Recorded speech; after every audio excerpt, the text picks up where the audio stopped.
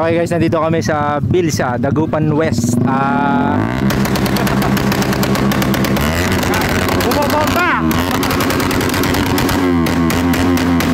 Okay, may event si Sir Richard Siscar Lover Production dito lang sa Bilsa. Ayan o, Feb Ibig. So ayan yung mga motor show niya. So habang bumabomba, may napansin ako guys, etong sinasabi sa akin na 2.5 ano, 2 point something.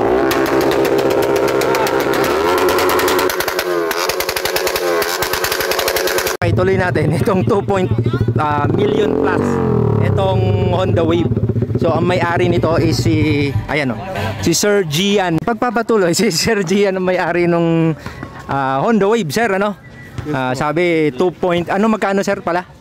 Dati is 2F siya, kaya nasa 1.5. Sir, explain mo lang ng konti, mabilisan tayo. Yung bakit naging million yung Honda Wave. Ayan. Unahin, asan ang unahin natin, sir? Itong pipe, okay. Yan is 55K. 55,000 pesos. Yes po. Okay. Then, Itong shock is nasa 160. 160K. Both, okay. Both sides. Tapos, Itong rim niya, boss, is Murad Akron is 120K. 120K. Itong gulong, sir, parang may napansin ko, parang kakaiba. 12K, boss. Isa. Deset. Asset na, okay. 12K. Tapos, Boss is 120. 120 to 130. itong brake. Silver rosy pin. Okay. 120, parehas na yun. Hindi, isa lang yan. Isa lang, 120. Grabe. Dati ko kasi dito, boss, 230 yung Marquez. Okay. Nag-downgrade po ako. Okay. Then, Yung disco, boss, is nasa 90. 90K. 90K. Tatlo lang yung may ganito sa buong Pilipinas. Tatlo lang. Isa ka doon. Boss. Opo. Grabe, yung dalawa.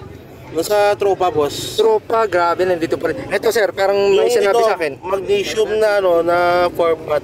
Tatlo lang rin kami may ganito sa Pilipinas. Grabe naman. Magkano yan, sir? Nasa 200 to 230. Grabe. Sir, ito may kakaiba napansin ko. Sabi nila, handcrafted daw. Handcrafted. Ay, handmade. Handmade ng itong... Kay handlati po. Ito? Opo. Oh, yan. Nang ito. Ano ba? Yung mga bolts po. Ay, yung mga bolts daw, guys. Ayan, no? Teka, ito. Mas maganda to dito. Ito, sir, ano? Ayan, yung mga yan. Yan. Handcrafted.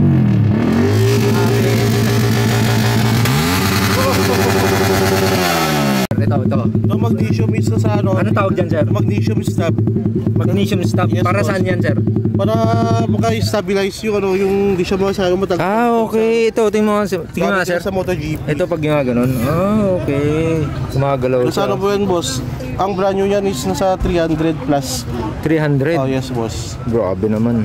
So ito, sir, ano pa bang ano dyan? Ito mga ganito, wala. Sabi, ano daw to Itong seat, ano mo? Hindi, ano yan, boss? Set na po kasi ito nung nabili. Galing daw ng Thailand ba to? Po. Ito mismo? Apo, nag-isa lang sa buong Pilipinas rin. Itong Honda Wave na to? Honda Wave. Grabe, kaya pala itong plaka niya. Hindi po, ano lang po yan, type plate rin po siya, pero di po yan yung tunay niya na plaka. Okay. So magkano ang, kung galing sa Thailand to, siyempre magkano sir ang ano, kung okay lang? Hindi, mura lang din ang Shipping. Kasi mga pasahan na rin po dito sa Pinas. Okay. So all in all, ngayon, Nasa ano siya, nasa 1.5 din. 1.5M. Pero million pa rin ang pinag-uusapan dyan, sir, ano? Itong basket, sir. Wala, ordinary lang po. Ordinary. Okay. Okay, yan guys, yung dating 2. Ano, sir, ano?